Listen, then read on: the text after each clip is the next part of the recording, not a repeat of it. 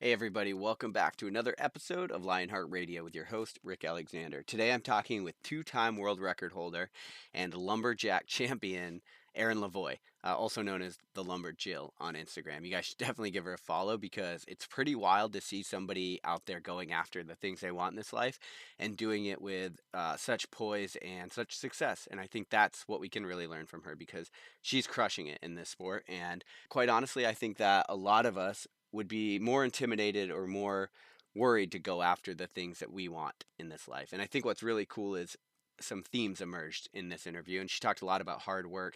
She talked a lot about being kind of calm and collected, coming up with a game plan, putting your nose down, and then just getting it done. And I think that is really the takeaway from this interview. I really hope you guys enjoyed this one with Erin Lavoie. And I did want to say as a quick admin note, if you guys are enjoying this show, please head over to iTunes and give us a 5-star rating so that we can kind of climb the charts in what we're trying to do here. It definitely helps things. Anyway, I hope you guys enjoy this one, and I'll talk to you tomorrow on Morning Coffee. Now, on to the show.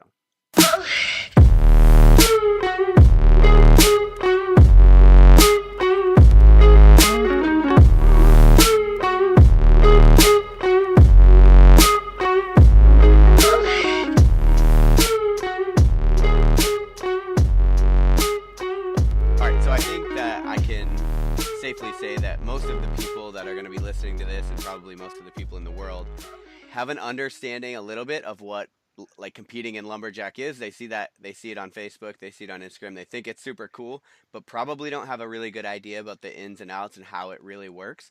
So I was thinking maybe to start, if we could just talk about the sport a little bit and how you compete in it. So it all just pretty much originated from logging. People logging in the woods way back in the day, and then like everything else, everything turns into competition. So the guys that would cut down trees they cut down trees, for logging and for building things. It turned into, hey, my camp can chop this tree down faster than your camp, or my guy is more accurate with his throwing axe than yours is. And same with climbing trees, running on logs in the water, running chainsaws, all of that just slowly turned into competition. And then, fast forward 100 years, here we are. So we're a little bit more professional at it. And now the old school loggers kind of look at us like that's not logging sports, but it has become a professional event. And now it's just, my favorite event is the underhand chop. You stand on top of a log. The women's are usually 11 to 12 inches diameter. Chop in half. You can chop through one side, halfway, spin around, and then finish on the other side. That's my best event. So that's for time. And there's sawing, pole climbing, axe throwing, everything.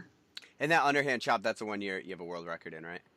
I have 2 current world records in the underhand chop right now. Oh, crazy. All right. So you say here we are like the sport progressed and then we're all aware, but really here you are just crushing it and everybody else just sees it as this like kind of crazy outlier thing, which I think most people think it's badass. I know when I came across your page, I was like, what in the hell? But then to be a woman in that sport, I think, well, one, I think it's probably even more badass, but two, it's got to be, I don't know, what is it like? Is it intimidating? What's your experience been? It's super hard. It's not intimidating. Nothing really intimidates me. I think that maybe a lot of other girls might be intimidated by it. I could have guessed that, actually. But yeah, I want to do everything I can, so I try. Yeah. It's just super hard. Girls' bodies, as strong as we really want to be, we're just not compared to a man. So I enter into lumberjack sports. I'm wielding chainsaws and axes, and I have to lift these heavy logs. And it's not like just go to the gym and hit around a volleyball, back and forth to your friend over the net. It's like going to the tree, into the woods, cut trees down, cut them into logs, carry them, load them into a truck, drive them home, unload them, set them up, chop them.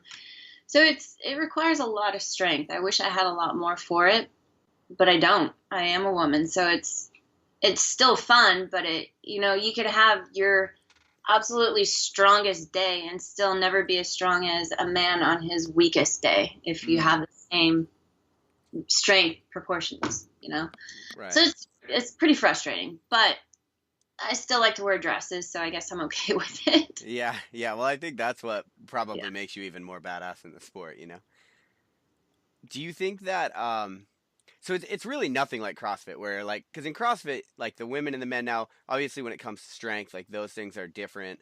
Um, but there's a much, it seems to be, in my opinion, there's a much less smaller gap in CrossFit between the men and the women than any other sport that I've probably seen. I don't know if that's been your experience as well. It guys always now when I first started, we compete against the guys, and I could beat some of the newer guys. No big deal, like the novice guys. Hmm. Now there's so many men and so many women that we have our own classes.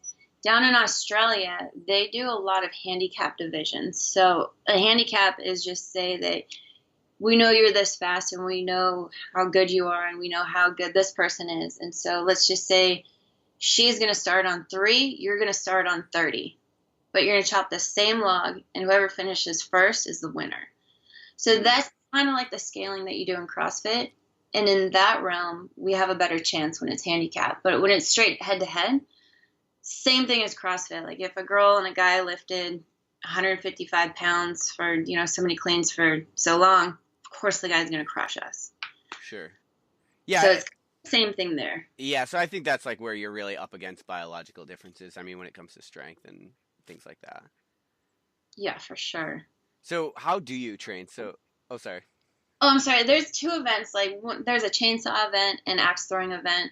Those 2, we're pretty okay next to each other, but everything else, no. That's right. Yeah. I remember I went axe throwing and my girlfriend was much better at it than me, actually.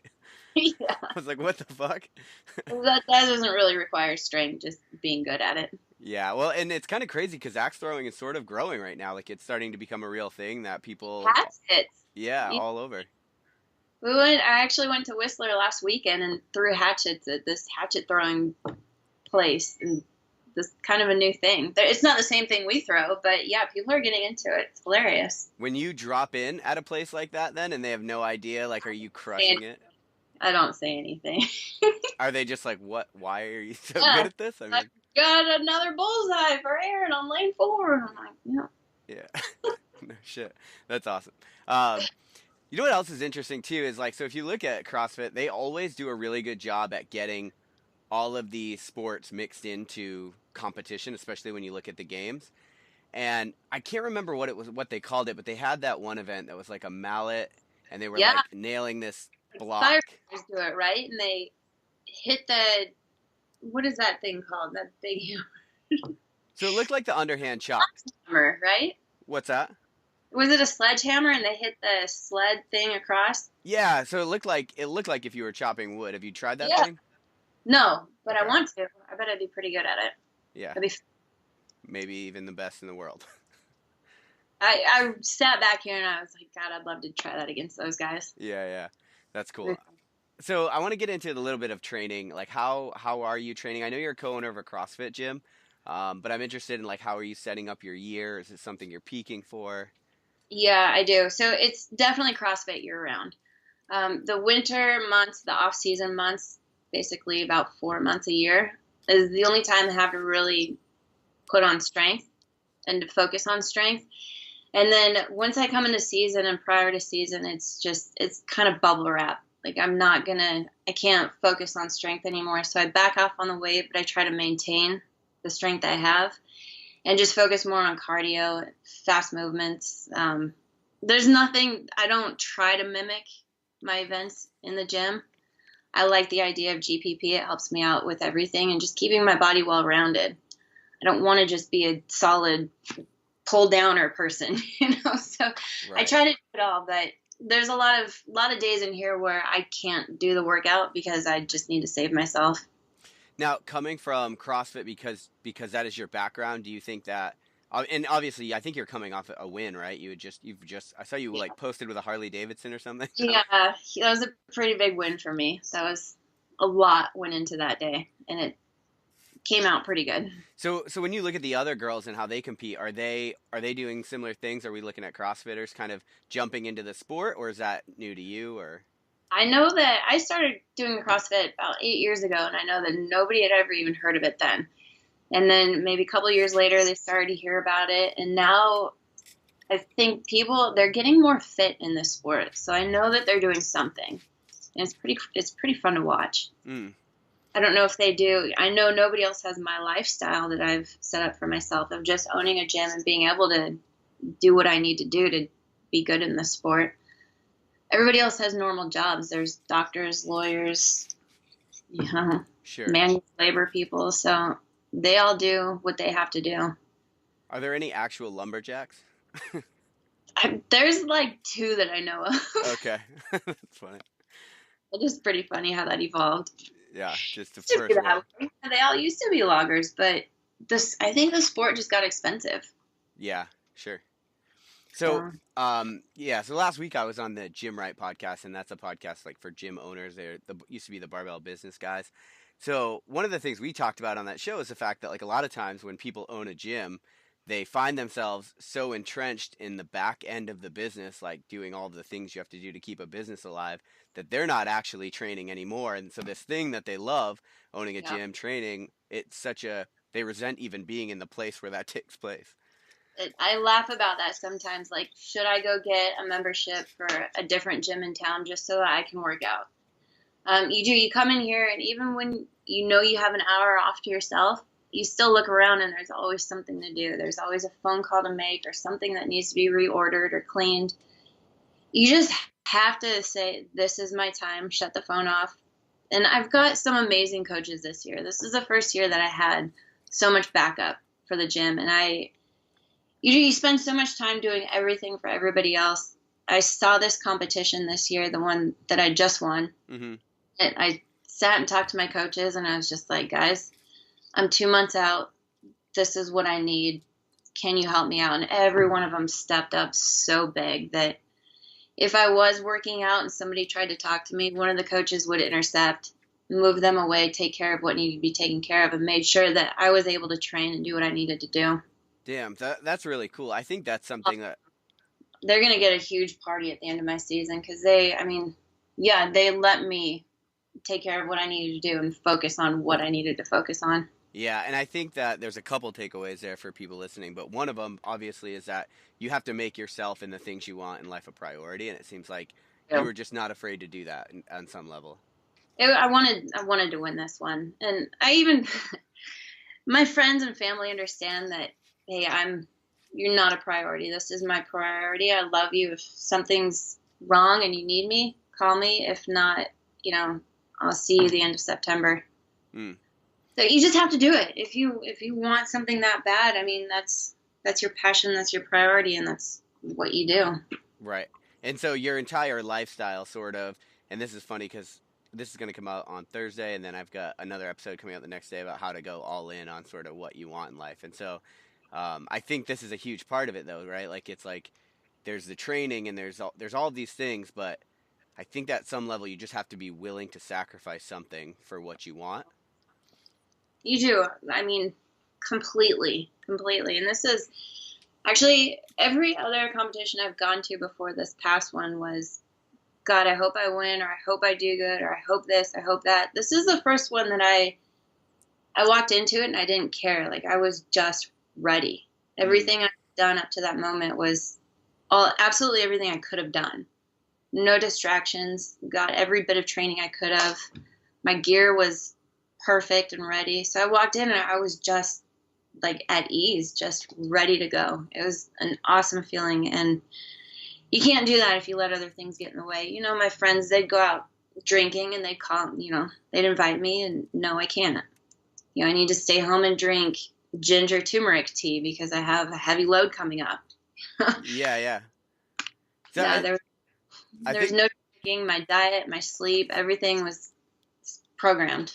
right, and so I think that's another interesting point. It's like a lot of times we work really hard for something we want, and then we end up feeling like we have to reward ourselves, and then what we end up rewarding ourselves with is like taking away from the sacrifices we need to make. Back. Yeah. No, it was everything was programmed and solid, and it That's was cool. awesome. It was awesome. So I think one of the things that intrigues me about this is that lumberjack is still a little bit of an obscure sport. Like it's badass, and everybody, I think it's really cool. I think most people that see it, it's like, damn, that is really cool. But it's not Major League Baseball. It's not even CrossFit necessarily in size. The payoff, I mean, you won a Harley Davidson. Was there a cash prize too?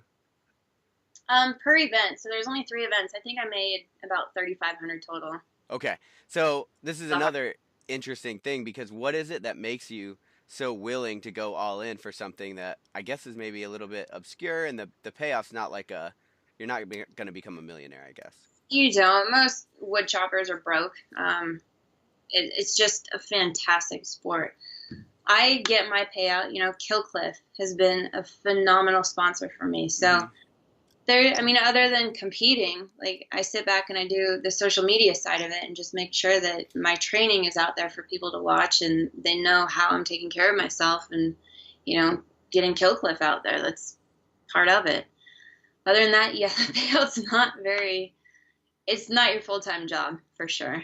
Well, I think that's interesting because there's a lot of people that are into things that are not like so quote unquote mainstream, right? That they're like I'm really into whatever this is. So what is it that drives you then? The people I've met and the places I've gone, the stories I have Hmm. are the total payout for sure. I mean, I've been to I think 7 or 8 different countries all around the United States. I've My phone is full of all zip codes. Anytime I go to visit somewhere, I've got somebody to hang out with, and they're awesome people. So I have families that accept me all over the world, and that's just fantastic. And then on top of that, the fans and the little girls who watch me and come up and want to meet me, that probably makes me smile the most. And of course, winning is fun. Yeah. Winning is fun. And I know that the sport started out pretty small, but it's growing year after year. So it will be something bigger someday, hopefully. Until then, it's a fun thing to do. And I honestly can't stop. Yeah. I mean, it's hard work and it's painfully expensive. I've never been in debt to it. I've always done good enough to make enough money to. Sometimes you do come home with $5,000 on a weekend. What Okay. else are you gonna do? Go to the bar and waste it on beer, right? Right. So it's not that bad, but it still is for the effort you put in. It's not the best payout for a sport. Yeah. So that's cool because it's almost like a conduit for the life you want to live and the person you want to be in the world, right? Because you get to travel and be an example in all these things. Yeah, it's been great travel. I think that's worth thinking about as well for people that are listening to this. It's like, what does that thing get you, right? What is that thing that you want to do in the world? Where does that get you, and does it get you to the life that you actually want? Because if it does, I think that's probably payout enough. Yeah, I think so. I fully agree with that. There's been a lot of opportunities I've gone and people look at me, well, how much are you making? I'm like, well, I'll break even, but I get to do this. And this might open a door for this. Sure, So, of course, I'm in. that's cool. And so it's like you just kind of find something you're interested in, and then you pursue it, and then you find what aligns with you, and then you just keep going further down that. You never know what doors will open. Keep in mind, though, I don't have a family. Okay, all right, and I mean, it would be probably a different game if I did have family and kids at home that I wouldn't want to miss out on. I yeah, wouldn't sure. do half the things I do, but in the I'm in that lifestyle right now. Right. That's cool. So one of the things you mentioned is that you get to talk to like younger girls about this kind of a thing. How has that experience been? Do you find yourself kind of in the role model area? You don't see it coming at all. I mean, you're head down doing your thing, and then all of a sudden there's a little girl there that says she has a T-shirt that says "Fan of Erin Lavoie," or Hell yeah. you know, like a poster saying "Go Erin" or "I love you, Erin," and like you catch that once in a while, and it's just awesome. Like how does that happen? You don't think about it, and then there they are, and it's just the coolest, cutest thing in the world. That's cool. I think that's a byproduct when people like passionately go after what they want in life, like the byproduct is it kind of attracts other people, right? Yeah, I would think so. I hope so. I Yeah, mean, me too. it's cool to watch. Yeah. Yeah, what would you say to like girls that are that so intimidation for you has not been a thing is what you said and I think I No. we could have guessed that, but when there are a lot of girls that are and I think, largely because of CrossFit and sport just growing, a lot of those stigmas are being reversed and changed and what's attractive is like changing, I think, or what people consider to be socially acceptable. But I think there's still got to be a decent amount of girls that are timid to go after what they want, especially if it's male dominated. Shit. Is that good? You Yeah. okay? Yeah. It is changing. Unless I've just totally immersed myself into that small bubble of stronger women, I do notice changes out there. I mean, my mom, she worked. Well, she worked, but before that, women just kind of pushed a vacuum cleaner around and made sure that dinner was ready for the dad and the kids were taken care of. Over time, girls are like, well, that's boring. I want to go to the gym, or I want to play baseball, and I want to do this. So it's slowly progressing. I think that the intimidation factor, and the more that once you do one thing, the ball kind of rolls. So if you can push yourself to do anything, it doesn't matter what it is, jump into cold water or go for a walk, then the next thing's going to be a little bit easier, and so on and so on. So hopefully people just keep catching on, because it's a whole lot more fun. Yeah, and that is true, right? That's something I don't think we think about much, but confidence is sort of a snowball effect, right? Like once you get empowered by things that empower you. Mm-hmm. I think confidence is success, for sure. And now again, I'm not sure on the magnitude of this, but as like a champion, as someone that's won in the past, do you feel pressure, like world record holder, when you get into these situations? You said you went into it pretty calm. I am so calm. I never really feel pressure, and if I do, I kind of feed off of that. Just makes it more fun. I really like the spotlight on me. After I won the last competition, I know that target's pretty large on my back, and the girls are gunning for it. Once you lose once, you just, you're stirring up a hornet's nest, and you're gonna dig in more for the next one. So that's what those girls are doing right now. And I'm doing it as well, just to stay on top for as long as I can. What does your mental preparation look like? So you thrive sort of in the moment, and I think that's probably common to a lot of champs. But when you talk about, do you do any kind of meditation, visualization? Do you anything like that? I constantly think about my sports, the events, and just doing them over and over in my head, the key points that I need to hit. Just like CrossFit movements, there's points of performance. When to snap my hips here, when to snap my hands, when to move back, when to move forth, all of that.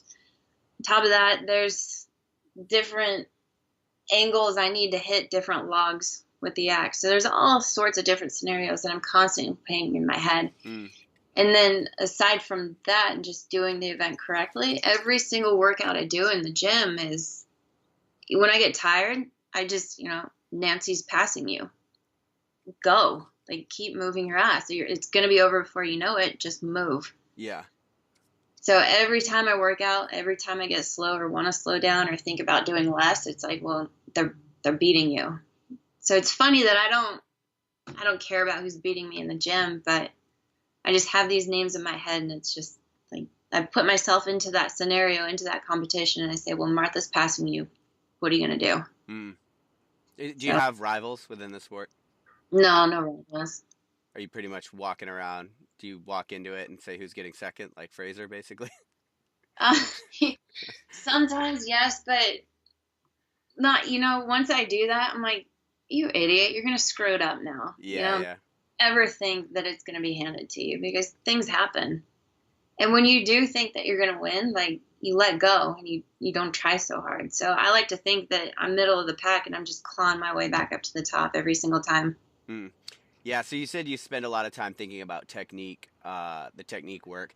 What does that look like? So the only thing I can compare it to really is strongman. So in strongman, you work on your fitness, obviously your strength, but then you spend one day sort of dedicated to the technique day, where you're really working on the events. Like, what does that breakup look like for you?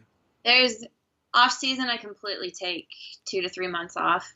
Just no axe, nothing. No barbell, nothing. I don't. Oh no, I do CrossFit. Okay. You're right. Okay.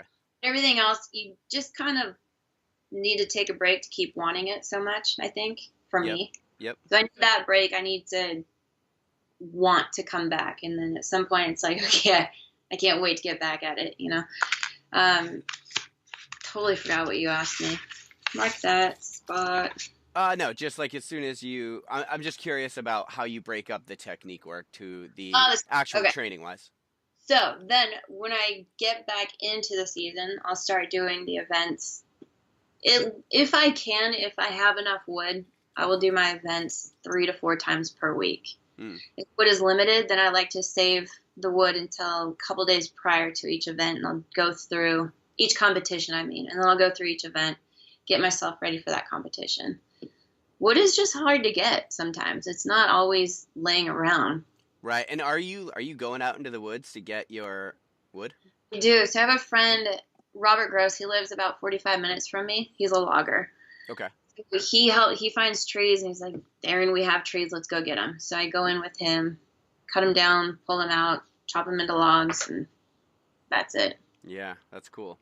Do you do you have any sort of, I guess, like once you get in the season and you're actually competing a lot more in the mentally, you're sort of taking a break from other stuff in your life that you would prioritize the rest of the year, like business and things like that. Do you have any habits that kind of do you think contribute to your success, like morning routines, any of that kind of a thing? I think I just work nonstop. I'm getting better at prioritizing and just letting it go and shutting it down. I just love to work. I love my life. I love everything that I have to do throughout the day. I mean, even ordering t-shirts, it's kind of a pain in the butt, but it's fun, and I know that people are going to wear them, so it's cool. And I think that's it. I'm just nonstop working. Do you ever get burnt out? I do. I do, but I don't realize it. So I think it's like, okay, Erin, you need to take a break before you start sucking as a coach and things start slipping. And then I will just kind of shut the door, go to sleep for a couple hours, and then kind of come back at it. Or just take a day off and go for a walk with my dog. Is that your sort of decompress Yeah, move? with my dog or going to the river and just getting out of town, Yeah. shutting the phone off. Yeah. How many hours a day are you training once you're like going hard at it? CrossFit, 1 to 2 hours in the summer. In the winter, more like 3 hours. And then 2 to 4 in my events. Okay. Do you compete CrossFit too? I used to. I used to do local shows. I went to regionals twice. And then it got to a point of each of these, I could do both back then. But then it got to, it stepped up. The CrossFit Games completely stepped up on me that I had to let go of the lumberjack sports or vice versa. So Okay. I still, I work my ass off in the gym every day. And I do a couple local ones, but it's more only to like fill in if somebody really wants to do it and needs a partner, like really, really wants to do it. Yeah. Yeah. Other than that, my weekends are dedicated, and the ones that I have off, I'm not going to go spend them exercising. Right. Right. Yeah, I'm still competitive, but I had to choose one a couple years ago. Yeah. That did happen quick too. I mean, it was like in So quick. 5 years that talent curve just went straight up. I think I did 2012, and that was a year after we opened the gym. So I was like, well, I guess I should enter the open, and I made it to regionals. Like, oh, okay, well, I guess I got to do that again because that was fun. Yeah. So I made it to regionals the next year, and then that year I was like, oh, well, maybe I can go to the games. So I dug in for a year, like dedicated, didn't go snowboarding, didn't do anything, but just worked out in the gym, and then I got sick. And then I sucked. So I was like, well, that's not fun. Right. I want to go do lumberjack sports where I can compete like every weekend. Right. Right. Yeah, it got hard really quick. I think that's sort of what happened to me too. Like I went really hard at CrossFit for a couple years, and I got to the point where I tried something else, and I was like, but hold on, that was fun, and I don't feel like I'm punishing myself anymore. Yeah, it was. I'm not saying I quit because it was hard. I think it's awesome that people stick into it. Sure. I had to give up too much in my life, and I wasn't okay with that. Yeah. So, I mean, you're clearly talented, athletic, and pick things up quickly. I think in another interview I listened to you, you took like third in your very first lumberjack competition or lumberjill. Yeah. Yeah. So, but the other thing that I'm like sort of picking up, it seems like the theme for you is sort of hard work. It seems like you're always just down to outwork everybody else. And has that always come natural to you? It's weird to think about. I know I just hate to lose. I know I Mm-hmm. hate to suck and to look bad in front of somebody. So I will, yeah, I'll go into a closet, work as hard as I can, and come out when I'm ready to fight. I think is what I do. Winning's just fun. Do you think that it's the I guess I'm trying to get behind the drive because I think a lot of people like the idea of hard work, but I don't know that they're necessarily the kind of person that shuts themselves in the closet like that. Do you think that it can be taught, or do you think it's got to be innate? It must have to just be in you. Because, yeah, I've seen people have a goal in mind, but they don't do a damn thing about it. Yeah. So, and then you see other people with goals in mind that you're like, are you sure you don't want to set something a little bit closer to what you're capable of? And they dig in and dig in and dig in and they get after it and they make it happen. So, yeah, it's got to be in you. Sometimes Sure. I think that it might be a sense of finding the right motivation, like the right drive. Probably. Like It's got to. sometimes I think like if you were I think about some of the things I've done in the military, like especially going through special forces selections and stuff. If that would have been about the money example, for example, like I would have quit for sure right away. Yeah. So you got to figure out, I think too, like for you, I think because this isn't a, a monetary thing necessarily, it's more of the exact life that you want to live. It seems like that you've always been driven to work really hard for that. Yeah, I would say so. It's always, is it worth it? Is it fun? And what's the outcome? I mean, yeah. That's cool. I like to win. It's good too to be, since I started coaching here, I've always been in sports and around coaches and everything. I think it's really cool and fun for me and easy for me to do things like you were saying earlier. I'm capable of coaching and being an athlete with a lot of things, so I can step back, look at something, how can I make this happen most efficiently, and then I just walk in and do it. Makes it a lot easier. Right. So you actually take a moment to look for that efficiency so your hard work's not wasted. Yeah. Really, really important and very like subtle, but so important, I think, because a lot of people put their head down without figuring out if they're putting it down in the right direction or not. Mm-hmm. Is there anything that you've learned through competing in a lumberjack, traveling, building your brand on social media, and working for different companies and owning your own? Has there anything you've like really learned that is like applicable to the rest of your life, or lessons you've learned that you're like, man, if I didn't do this? Slow down. Something I've learned. Yeah. I'm usually so keen to dive in and just do a lot of things that over the last couple of years I've kind of slowed down and be like I was saying earlier, is it worth it? How do I do it the best? Okay, let's go. Yeah. Probably the biggest thing I've learned over the last couple of years. Yeah, so the key is like taking that pause and trying to figure out, like, get a game plan together before you work. Yes, game plan, prepare, go fight. And so when you train and stuff, is that all written down? Are you very structured like that? You have Monday, I'm doing this? I do. I have to, or I just spin wheels. You'll look at a long list and you think, where should I start? And then you look at everything, and before you know, the day's over and you haven't done anything. So yeah, I run off of probably 3 different calendars. One is the big outlook. These are my weekends. One is week by week. One is day by day. Damn. And it's organized, or it would just fall apart. I cram so much in. So I have to be organized and programmed. And so when you're looking at it in those kind of like the very micro, the macro, and then sort of the steps along the way, do you have goals in there, or? I do. Yeah. And they're not very big, and they're kind of like on the back burner a little bit right now, just because it's season. And winning last weekend kind of took everything I had. Like, yeah. That was the goal. That was the priority. Everything else was on the back burner. So I need to reevaluate my goals now. Yeah. Another just bigger life goals. Right. Yeah. But another really important lesson, like a lot of people want to do everything, but it's like you just need to prioritize when you're doing some things. I have to. I mean, yeah, I just do too much. So. Yeah, that's cool.